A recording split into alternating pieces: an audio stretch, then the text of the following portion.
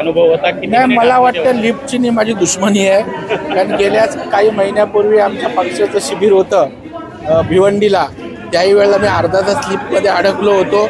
आमच्या मंदाताई होत्या, मी होतो. अर्धा तास मंदाताईनं फेस आला होता. आणखी 2-4 मिनटं झाली असती तर ते आणि माझं काय खरं नव्हतं. म्हणून मीही घाबरलो होतो, कारण मला सफोकेशन होतं. परंतु सुदैवानं सगळ्या लोकांनी धावपळ करून ती लिफ्ट त्या ठिकाणी उघडली आणि आपल्यासमोर सुरक्षित स्वयंपुनर्विकास करायला मी उभा झाली. 10-15 मिनटं झाली.